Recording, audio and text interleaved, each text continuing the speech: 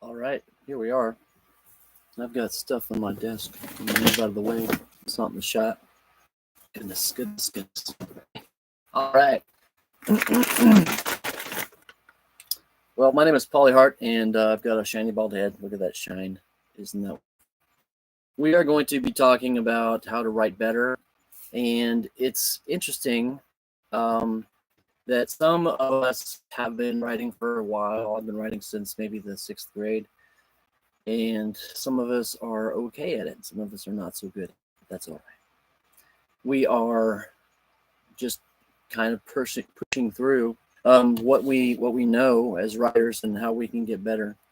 I've got on my little phone here. I've got the Dewey Decimal System pulled up. Maybe none of you have ever seen what the Dewey Decimal System is. That's okay. We will go through it real quick because it's interesting. It's very interesting because a lot of us don't even really use most of it. So the Dewey Decimal System is a classification from the libraries, how they categorize all their books, and what they are looking for is they're looking for what is this book about? And we got the 000s through the 900s, so the zeros, the knots through the 900s. We'll go through it right now, real quick. 000 is computer science, information, general works. The 100s is physiology and psychology, medical. 200s is religion, 300s social sciences, 400s is language, 500s is science, 600s is technology, 700s arts and recreation. Hi, Pamela. Pamela worked at a library. That's awesome. 800s is literature, and the 900s is history and geography. So probably not a lot of us are going to write a book on computer science information. So general works, you could call that a how-to. A lot of us, like myself, we do a little of how to get a cat to quit vomiting, how to do all this. But it's good information, and without these topical categories of just how tos, the who, what, when, why, how of this, that, and the other. Let me see if I can do that. Will that help? A little bit. And then you got the background. It's such a bad background. Okay, that's as good as I'm going to get it, I guess. Without these classes, just be wandering around. These days, you just go to YouTube and type in how to fix a 1983 catalytic converter on whatever. And you got this guy in the shop saying, hey, blah, blah, blah, blah, blah. He'll tell you the whole thing. Physiology and psychology, also how-to books for the brain and the body. So the human workings, what we are as humans and how to put it out there. Do a little bit of that. 200s is religion. I do a little bit of that. Social sciences, yes, but these are usually tomes of profundity and they are deeply detailed. And so not a lot of us are going to get into a lot of that. You can't. 400s is language, very, very specific. 500s is science, and science can, really engage a lot of these, but science specifically, like quantum mechanics and entanglement theories, et cetera, et cetera.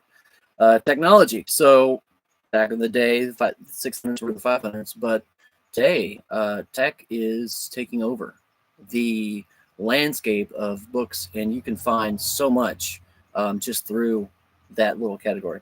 Art recreation, that's a huge category as well. Literature, probably most of you, when you think of book, you're going to think of a romance novel or a science fiction novel or the novel this or a collection of short stories. I do a little bit of that. 900 is history and geography. So basically what I want to break down is I want to break down two of them. I want to break down kind of the nonfiction how-tos, which would cover a lot of these, and 800 as well. These two items will show us basically most books. Now, if you're going to write a medical encyclopedia and try to compete with Grey's Anatomy, more power to you. A lot of the things I will talk about today will help you, but that is a very, very detailed. So when you're looking for what is a book is a collection of one topic to do basic. If it's a story, start at the beginning and work your way forward. There's thousands to tell a story, but a good story always gives you the who, what, when, why, how. That noise is my cats playing. Sorry if they're going to be interrupting. Kitties, will you get along with each other? I'll pull you up here on camera. A how-to book, we're going to start there. How-to book is going to say one thing on one subject. How-to, and there's actually a YouTube category called how-to and style.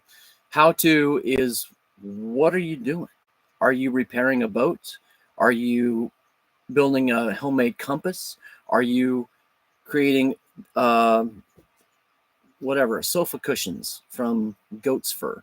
You know, one thing that you're going to do, you're going to give every single detail. You're going to break down the detail. You're going to give everything, every single thing about every detail involved in the whole process. You want it from start to finish, the whole thing. So you become the expert, and the person picking up that book expects you to be the expert in whatever it is. So when you're writing a how-to book, a nonfiction classification book, if it's in language, if you want to say this is how the Cantonese Chinese language works, you need to start and get everything in that subject and give it to that customer, give it to that reader, give it to that person who is going to be reading the book, and they need to know nothing at the beginning, and then at the end they need to know everything about what you're doing. That's it. It's the whole thing. You need to know everything about that subject in one tiny paperback collection, or hardback, or ebook, or whatever it is, whatever the medium is given it to them. You could do a serial like Stephen King did with the Throne. It was the Dark Tower series, Dark Tower, Gunslinger, and all that. Put it in serialized fiction, and from start to finish, throughout the courses of these different publications or periodicals, he gave the whole story. So you need to know everything about that and what it gives, and every single detail. Now, the obvious things that you want to shy away from when writing a nonfiction book, I think I just spit on my keyboard. You can rewind and watch that, is when you are giving it to them, you need to come to the understanding that these humans are at some stage of their personal evolution, the personal understanding of whatever category this is. So when you do that, you need to say a beginner's guide to, or like the very popular term, so for idiots, car rebuilding for idiots, motor rebuilding for idiots, Cantonese Chinese for idiots, or stupid people. So that's the beginner's guide. Then you can put on the advanced, then you can put in the expert level. So you have 3 levels. Whatever you're starting with on your how-to book, your nonfiction book, you need to tell them this might not be for you. This is college class 201. So this is advanced, or 305. This is highly advanced. This is expert level stuff. You're getting ready to your doctorate or whatever. So I like to write the beginners because we're all beginners at something.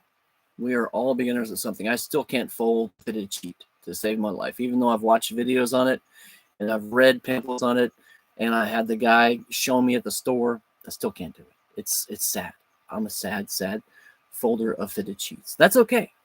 That's fine. And you have your own skill set and we have ours. So we just kind of keep going, work with what we have. You give them the tools, but you also understand that they are humans and they have some sort of recollective power of where they started. Like, are they a child? If they're a child, you don't want to, I mean, you could write a children's book. That would be maybe very, very, very beginner. So proto beginner. You could start there and you could say, this is a children's books for how to live with a cat, how to take care of your cat for children. So you want to qualify and quantify your audience at the very beginning. When you get into that, you need to put the foundations. Like, let's say you're building an intermediate book, and this intermediate book is for intermediate. You need to have an understanding of what that beginners are supposed to know. So at some point, there's a step where you say, they should know this. Do they know this? If they don't know that, maybe you need to write the beginner's book first, or maybe you need to write the children's book first, and just at least lay the outline to write the beginner's book, and then lay the outline for the beginner's book to write the advanced book. But I believe that if you're writing a how-to book, you should start with the lowest common denominator, which might be children or teenagers or young adults. College and career is what they used to call it in church. They used to go to, hey, what are we doing? We're going to the college and career class. That was their loose term for mid-20s don't know what they're doing with their life. So start wherever you want to, but you have to know what your audience is capable of and what your audience is unknown. And so when you go through your how-to book, begin with the who, what, when, where, why, how.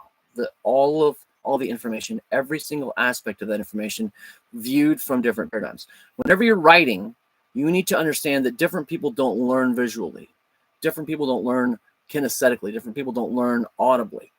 So when you're writing, you need to say things like, watch this.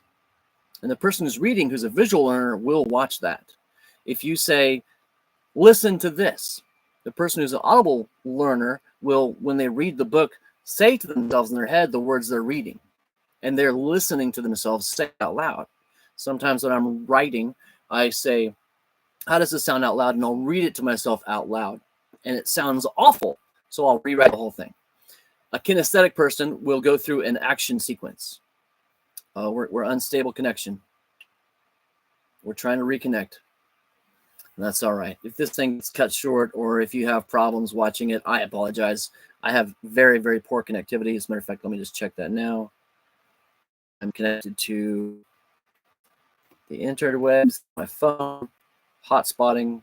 I'm going to put my phone up here by the window. A little bit better connectivity, and I think that should help out. So sorry if you just got cut off. I was just talking about my issues because I live in the countryside, so I hotspot off my phone to run this live.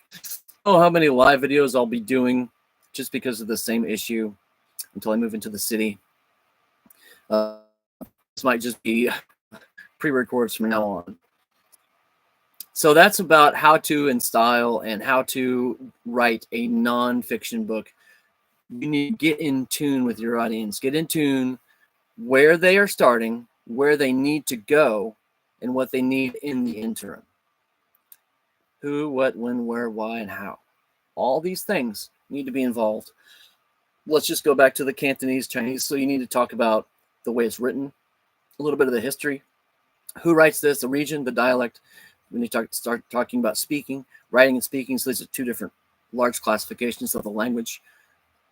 What the differences are between Mandarin, what the differences are between other languages in China. It's very, very succinct, very, very exacting. It's an exacting science, and it's difficult. I just wrote a book called Let Go of Being Stupid and Gain Wisdom to Change Your Future. It is a collection of groupings of knowledge, and I divided it up into 7 categories and said these 7 categories will fit this. So how do I interact with people in this way? How do I become wise in this way? And I gave 10 different essays about that classification. So when you branch out, you start at the middle, branch out, you divide, and then from that division you divide even farther. Get this exact line grouping of factoids, put it inside of a readable timeline, and then from that you can go to the next one. So you pose the problem. What if I told you this? And then you say, here's how you overcome that problem or challenge. Then here's the tools to overcome that challenge. So you give them the information, you give them the question, give them the problem, and then you solve the problem at the end. And you'll see the same type of formula coming through as well. In fiction, we're going to go right now to fiction. So 14 minutes. We talked about nonfiction. We're going to go about 15 minutes into fiction, and we're going to give you basically the same type of reality of what writing is. I want you to be a better writer. I want you to be my competitor as an author, and I want to see your books out there. As a matter of fact, I was talking to a lady who lives in Guatemala. I said, hey, I will give you the same offer I've given to a lot of people. I'll help you write your book. And she's like, wow, that's amazing. I was just thinking about writing my book. And I said, well, it's the Holy Spirit. And the Holy Spirit's a good teacher. The Bible says the Holy Spirit can teach you anything and brings all things back to your remembrance. So there you go. If you believe in God, you should do what he says. Excuse me. So with writing fiction, basically what you're doing is you are going to tell a story. What is the story you're telling? You need to tell your audience that. Where is your audience coming from? What genre are you starting with? So I would say to a burgeoning writer, write what you know. And you might have heard this before. Write what you know. Write what you know, because a sixth grade being an Air Force prisoner of war, they're not going to have much experience with that. If they try, they might do some silly things, and there might be some false expectations for someone who is reading, Clancy novel. They might say, this is completely ridiculous. I don't even know why I'm reading this book. So write what you know, because your experiences are a good teacher. Your experiences will help you define how your story comes across. So if you're in the sixth grade, just keeping that example, let's write about what you know. Maybe parents or foster parents or the system. Maybe you grew up with a nuclear family, so maybe you have brothers and sisters were unstable again. Warning, your connection is unstable. Please wait, we're trying to reconnect. Beep boop, beep boop, beep boop. When you are about what you know, try to make it readable for those who are going to be in your same genre, in your same ethos, in your same mimetic thought, deep group think, your people. So are you a little white boy who lives in the suburbs? Write a story for them. Are you a little black? It's unrelatable. You have to be relatable. Like if I wrote the point of me living in Wichita, Kansas, predominantly around skateboarders and weird children, because I was a weird child myself, and I was a skateboarder, and I knew some farmers, but I wasn't a farmer, so I could write about a little bit about that. Write a fantasy or a fiction or some type of a different genre than what you don't really live in. Are you going to be relatable at all to who you are as the character? Like, are you like a Yankee in King Arthur's Court, like Mark Twain wrote about? Are you putting yourself in the story, or are you just maybe saying, "Oh, I can think about this, and here's what I want to see." So I read J.K. Rowling, and I read Tolkien, and I read Lewis, and I read Madeline Engel, and I want to go about what they're doing, but I want to do it better, quote unquote better, or in my own vein, in my own idiom, in my own the way I do it. Then you need to know what you're borrowing. If it's copy, it's trademark. Like you can't use Hobbit; those are trademarked. You can't do that. But you can write like D&D did, halflings and wargs.org. So you can cheat your way around different things. You can't. Well, you can. It's called fan fiction. Brent just commented, "You must know your audience." So this is so true. And your best audience is yourself. You, either the you want to be, or the you were, or the you now. You have to really connect these people. So when you're writing, know what you're going to be writing about. Start with you could start with the monomyth, the great myth about the child who is his own life, and then he's called to adventure, and then he finds adventure, and then he's given some problems, and he meets a mentor. Meets the mentor, and then the mentor dies. Then he has to go out and do the other thing and solve the big problem. But then, oh no, here comes the big bad guy, the big protagonist's antagonist, the meanie, the evil villain in the story. And then he has to solve that problem and then go back to his hometown, a changed person. So you can do that. You have to tell the hero's journey. What is it this way? Yeah, you have to tell the hero's journey. I would say do that first. I would say write from a perspective of not first person. First person is, I was going through the forest. I did this. I did that. I saw that. I got that. I killed that guy, and I came back. I would not do that. I would write down, little Polly went on an adventure. Little Polly did this. He thought it was going to be this, but it was this and this and this and this, and it changed him. Here he is now. Begin and tell the story all the way through until you have a conclusion. So it's just like writing nonfiction. you pose the problem, you offer a solution. It's not the best solution, so pose a problem, you get to the solution. So when you're writing your memoirs or when you're writing your autobiography, Brent and I actually talked about his autobiography, you have to start with who I was, why I was that way, the reasons I was that way, the problems I saw I had to overcome, and now here I am now. So overcoming. When you write a story, it's not going to be like an autobiography, because in an autobiography, you're going to have 1,000 different cycles. With your story, with your fiction story, you want to have one problem. What's the problem? Gandalf found out that the one ring that Frodo has that Bilbo gave to him is actually the bad ring, and he needs to destroy it. How do you destroy it? Well, just the same way you destroy everything or make anything in Middle Earth is you have to go to a volcano. So that's Tolkien's solution. Go to the volcano, destroy it there, and well, get the eagles help. There you go. The book was 5 pages long. So Tolkien's reasons, but for what reason, the eagles can't help, so we have to go walking, the walking journey. That's fine. A travel log, a road story, a road trip story. You know, lots of movies are made, pretty good movies about road trip stories. You can write your road trip story. That's fine. It works in good fiction. But I would say start with something like Henry and Ribsy or Ramona the Brave, children's books that I read by Beverly Cleary and others. They have a child, and then the child has a problem, and they can't overcome the problem because of this, and eventually they solve the problem, and everything is just as good as new. This works in TV sitcoms as well.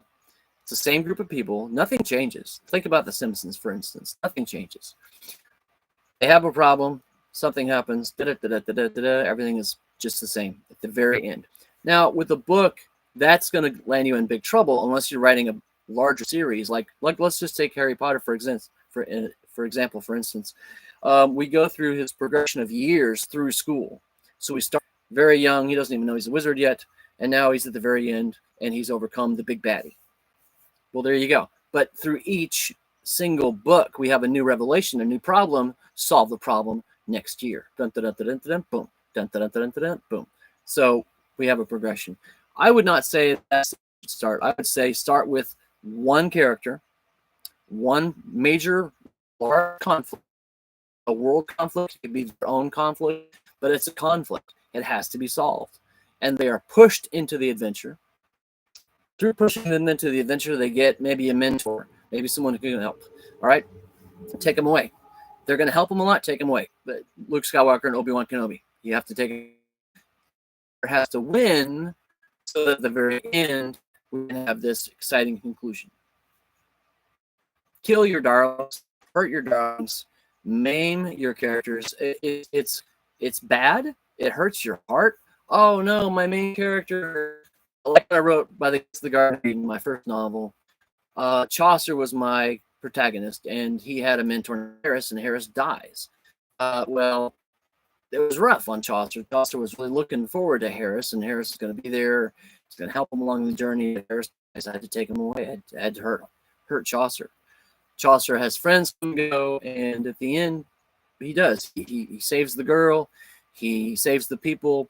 They escape from the evil prison they were in, and everything is fine. They come up at the bottom of the lake, and the lake drains into the underground cavern, and it's an exciting little conclusion.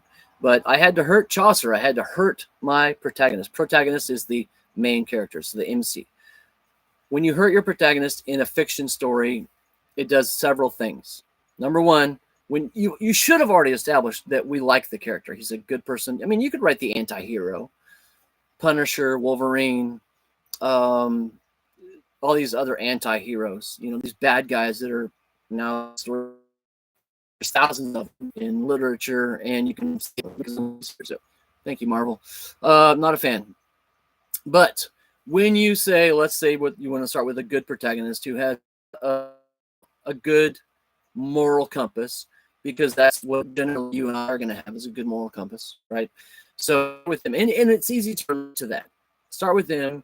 Bring them through, and then when they're faced with a really big challenge, like kind of towards the climax, towards the climax, they have to make a decision. Have your main character make a decision that's going to really be hard to write it. But if they're the same as you, it's going to be easy to write it. And the more you know about psychology and understanding for people, the more you'll understand how to make this choice. And so when you make the choice, and I would suggest, again, according to what you would say, the other thing goes away, and it turns out they didn't really need the other thing. So in your writing, in your fiction writing, you need to have your needs, your wants, and your desires. Needs have to be addressed all the time. If you take away a need, it's going to be rough, but give it back to him eventually. Your wants, what does this character really want? What does he desire? That's up here. Maybe they don't get what they desire. Maybe they only get what they need and want, right? What they need. At the end, you should give a surprise desire just to make it seem worthwhile. But needs, wants, and desires have to be addressed by you as the writer for this character. And so that's basically fiction. In the end of fiction, you're going to have a very last maybe page, maybe I think Tolkien did it too long. He did the whole Scouring of the Shire with Sharky, who was, Sauron, et cetera, et cetera, et cetera. So you can, as a matter of fact, at the I think of the end of the Lord of the Rings, the Return of the King, Jack Nicholson walked out and just threw his hands up in the air and says, "Too many idiots," and walked out of the theater, which is hilarious. So you don't want Jack Nicholson to poo-poo on your book, but you want to have an epilogue or a conclusionary thing that says, here is what it was, and now here's how it is. Things got better. The dog lived long. If you're writing something contrarian to Old Yeller, the dog lived, and he had the Fox and the Hound, another tragic story, right? The Fox and the Hound, they don't live, and you can write that. You can write fiction. You can write a story to where something really bad happens, and you just have to deal with it.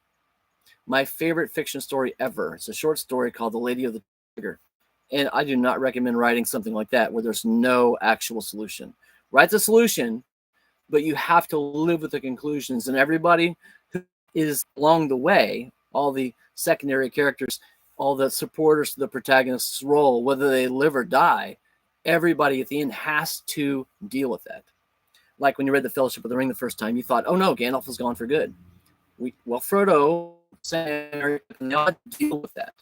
So you have to allow your characters to go through human emotion. You have to allow your characters to be real. You can't have a character as main protagonist or as any character be perfect with the new powerful female protagonist who already character. They showed her progression a little bit along the way as she's more powerful. But you can backstory. I need to know the backstory to have some context. You already kind of know in our own, American culture or in our own culture, we already kind of know who Superman is. So with every new franchise we have, like think about the Spider-Man movies, you have to retell the beginning. Why do you want to retell the beginning? So that you can relate to the character. So make your character more relatable, be a good story, and every single problem